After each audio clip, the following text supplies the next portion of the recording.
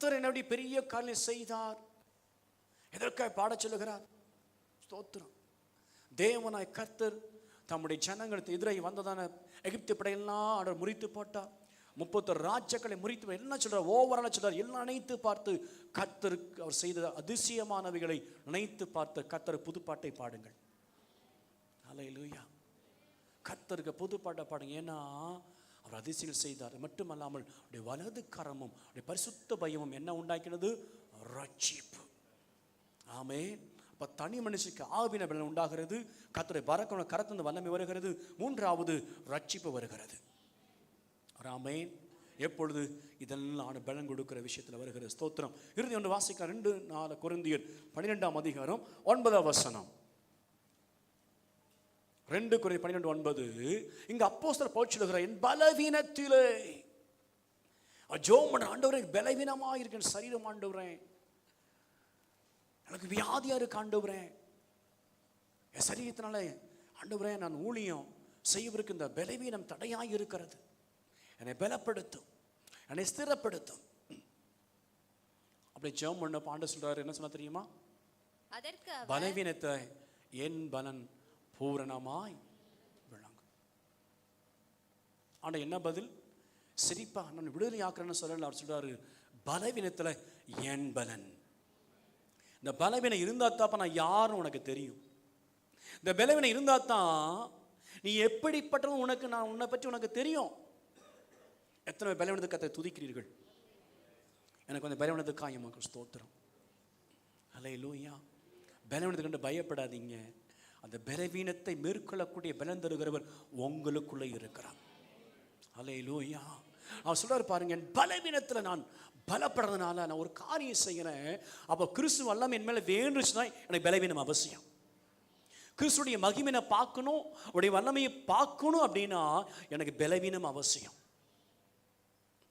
இல்லை எனக்கு பலவீனம் வேண்டாம் அப்படின்னு சொன்னா அவருடைய வல்லமை நான் பார்க்க முடியாது, எனக்குடைய பலனை பார்க்க முடியாது. அப்போ எது எனக்கு மேன்மை? எது எனக்கு மேன்மை? என் பலவீனமா அல்லது என் சுகமா? என் பலவீனம். என் பலவீனம் இருக்கிறதுனா ஆண்டவரே உடைய பலனை நான் பார்க்கிறேன். ஏன் பலனெல்லாம் ஆண்டவரே கொஞ்ச காலம்தான், தட்ஸ் ஆல். நீங்க பலன் தந்தீங்கன்னா till the end of my life. ஆமென். என் வாழ் கடைசி வரைக்கும் ஆண்டவரே அது கூடவே இருக்கும். அவருடைய ஆசை பாருங்க. சொல்றாரு, அதனால இப்ப நான் என்ன பண்ண தெரியுமா? என்னுடைய பலவீனத்தை குறித்து நான் வேதனைப்படல, ஐயோ என்னுடைய வியாதி நான் சொல்லல ஆண்டவரே, நான் துக்கப்படல, சந்தோஷப்படுறேன். ஹல்லேலூயா. இந்த காலை வேளைகள் நீங்க பலவீனமா இருக்கிறீங்களா? சந்தோஷமா இருங்க. துக்கமா இருக்குங்க, ஐயோ இந்த பலவீனம், இந்த கஷ்டம், இந்த பாடு நினைக்கிறீங்களா?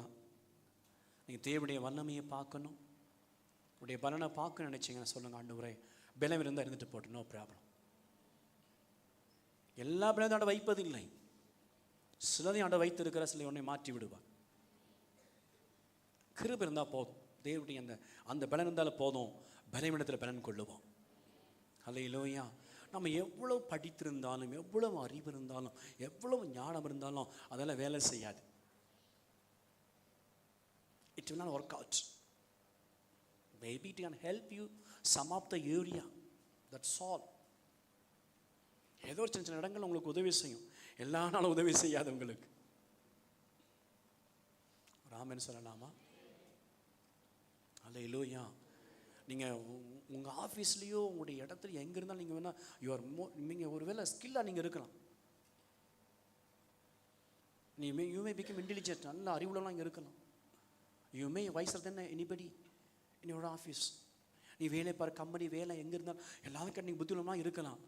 But it cannot help you always. உதவி செய்ய முடியாது. ஹல்லேலூயா. ஹல்லேலூயா. ஹல்லேலூயா. ஒரு வேலை தப்பு நடந்துருச்சு, உங்கள் வேலை போகிறமா இருக்குன்னு வச்சுக்கோங்க, உங்கள் புத்தி வேலை செய்யாது, உங்கள் சக்தியும் வேலை செய்யாது, உங்கள் ஞானமும் வேலை செய்யாது. அப்போ தான் தெரியும், ஆண்டவரே ஒரு ஜெபம் பண்ணார். பைபிளர் ஷார்ட்டான 2 ப்ரேயர். நம்பர் 1, வேதத்தில் படிக்கிறோம், ஆண்டவரே அமிழ்ந்து போகிறேன், எந்திரிப்பா, டோன்ட் பி அஃப்ரைட்.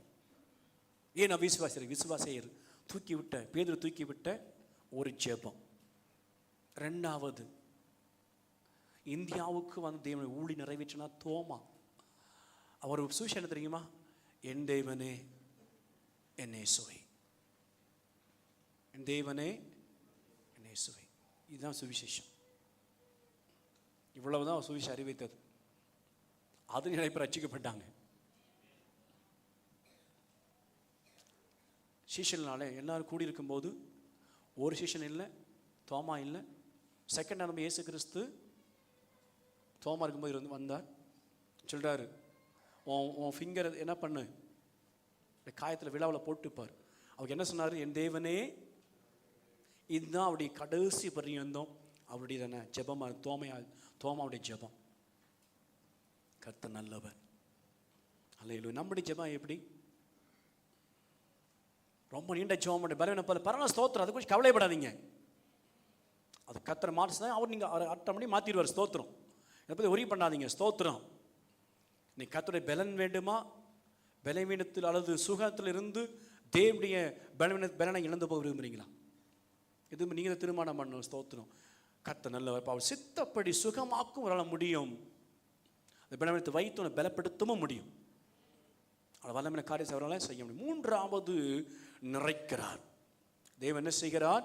நீங்கள் தளரும் போது நிறைக்கிறவர். எப்படி தளரும்போது நிறைக்கிறவர்? ஸ்தோத்திரம். நீதிமொழிகள் 3ஆம் அதிகாரம் 10வது வசனம். Proverbs chapter 3 verse 10.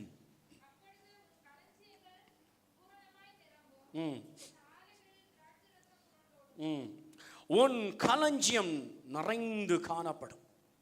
களஞ்சியம் எப்படி இருக்கும்? ஏதனால எப்படி நிரம்புமா? வாசி கேட்கலாம். அதில் தொடர்ச்சி வாசிக்கலாம். இல்லை, தொடர்ந்து 10வது வசனமே வாசி கேட்கலாம். எஸ். அப்பொழுது 9வது வசனம் வாசிக்கணும். 9, 10 வாசிக்கணும். 9வது வசனம். உன் பொருளாலும் உன் எல்லாவற்றையும் முதல்ல கர்த்தரை கனம். நெக்ஸ்ட் 10வது வசனம். அப்பொழுது உன் களஞ்சியங்கள் பூரணமாய் நிரம்பும். அல்லேலூயா. சிலர் நீங்கள் ஓரகாட் பண்ணுறீங்க, வேலை செய்கிறீங்க, எல்லாம் செய்து எதுவுமே இல்லை ஆண்டவரே, நிரம்புகிற அனுபவம் என் வாழ்க்கையில் இல்லைன்னு சொன்னால் இன்னைக்கு சோர்ந்து போயிட்டீங்க, தளர்ந்து போயிட்டீங்க சொன்ன ஆண்டு சொல்றாரு, இன்றைக்கு நான் நிறைக்கிறேன். அல்லேலூயா.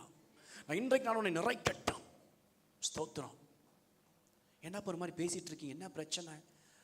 அது ஆண்டவரே ஒன்றும் இல்லை, அந்த கச்சாடியில் ஏதோ அந்த சாரி திராட்சை ஆச்சு, முடிஞ்சு போயிடுச்சு. அப்படியா? ஓ, வெரி சேட். என்னப்பா அது விருந்தில் இப்படி என்னப்பா படிக்கிறோம், ஐயோ விருந்து இப்படி ஆகிப்போச்சே, விருந்து இப்படி நடந்து போச்சே, ஐயோ அப்படின்னு சொல்லி நினைக்காம ஆண்டவர் வேதனைப்படுறா, என்ன ஆச்சு அப்படி, விருந்து இப்படி ஆயிடுச்சே, விருந்துலையா அப்படி நடக்கணும். சார் கல்யாணத்தில் சொல்லுவாங்க, ஐயோ கடைசி ரசத்தை ஊற்றி வச்சாயா, கடைசி விருந்து இப்படி ஆகிப்போச்சே. எல்லாம் போய்கிட்டு இருக்கும். சில பேர் முகத்தில் ரொம்ப சோகம் இருப்பேன், என்னன்னா என்னதான் சாப்பாடு போட்டான், ரசத்தை ஊற்றி வச்சான், ஊறுகாய் வச்சான், அவ்வளவுதான். விருந்தில் என்ன வச்சான்? பற்றாக்குறை. ஆனால் வசனம் சொல்லுகிறது, இயேசு இதை கவனிச்சுட்டே இருந்தார். என்னப்பா பேசிட்டு இருக்கீங்க, ஆண்டவர் முடிஞ்சு போச்சு, டோன்ட் வரி. மரியா அவன் சொல்றாங்க, ஏப்பா முடிஞ்சு விருந்து முடிஞ்சு போச்சுப்பா. என்ன முடிஞ்சு போச்சு? திராட்சசம் முடிஞ்சு போச்சு. டோன்ட் வரி, என் வேலை வெயிட் பண்ணுங்க. இந்த பந்தி விசாரிப்புக்காண்ட போய் சொல்றாங்க முடிஞ்சு போச்சு. அதில் சந்தோஷமா இருந்தவங்க தொங்கி போயிடுச்சு, ஒரு மாதிரி ஆயிட்டான். என்னாச்சு? இப்ப திராட்சசம் இல்லை, என்ன பண்றதுன்னு இப்ப எப்படி ஆர்டர் பண்ண ரொம்ப கஷ்டம், வாங்க முடியாது. ரிஸ்கான வேலை ஆண்டவர் சாதனை முடிக்கிற ஆண்டவர். நீங்க ரிஸ்க் எடுக்க கூட கர்த்தர் விரும்புகிறார். என்ன ஜெபிக்காம கூட ரிஸ்க் எடுக்கிற, அதை என்ன சொல்றேன்னா, நீங்க ஓவர் ரிஸ்க் எடுத்து எல்லா எனர்ஜி போட்டு எல்லாம் நான் பார்த்து செஞ்சிடறேன், முடியவே முடியாது. It can not be. All energy be lost. எல்லாம் முடிஞ்சிச்சு. Okay right next. அப்போ ஆண்டவரே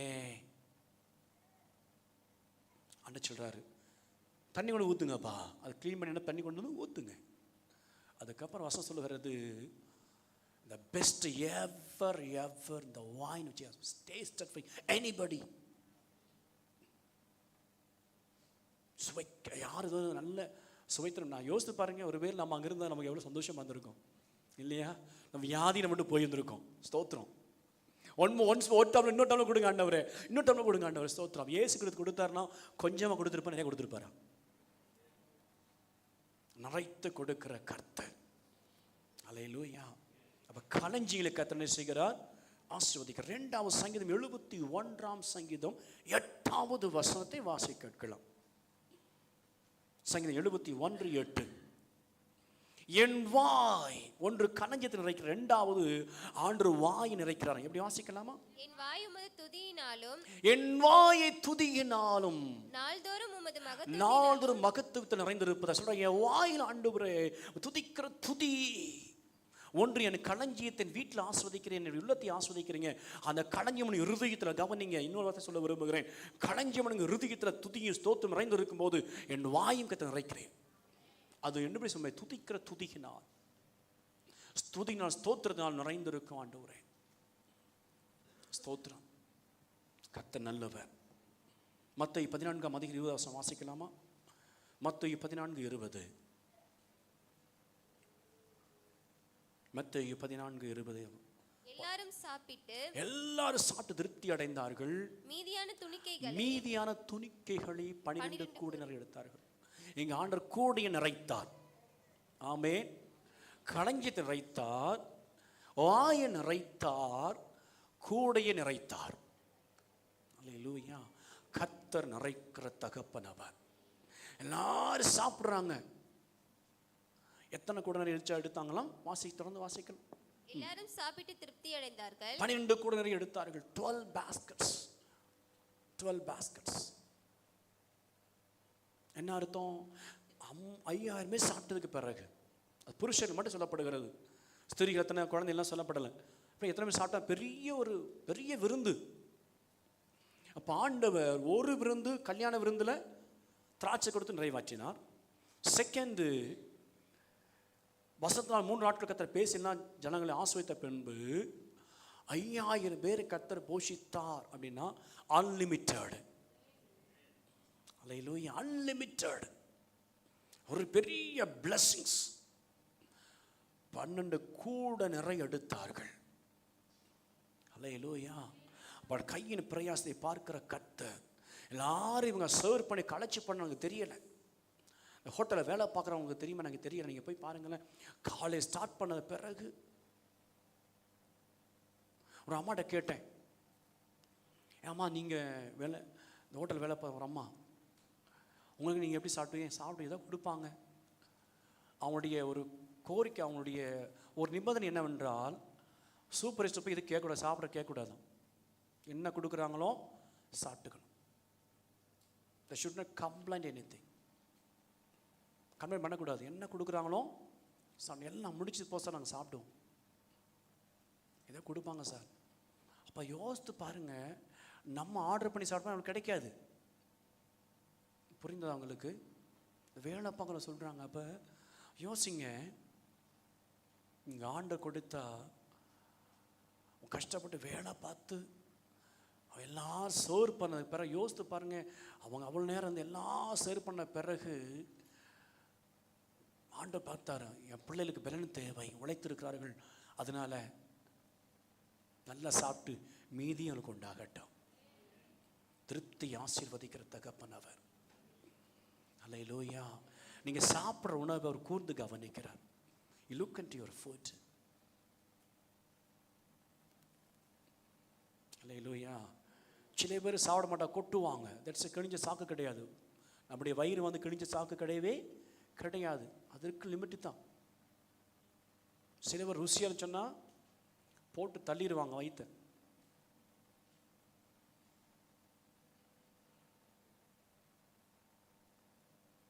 அப்படிலாம் சாப்பிடக்கூடாது. ஸ்தோத்திரம். அல்லேலூயா.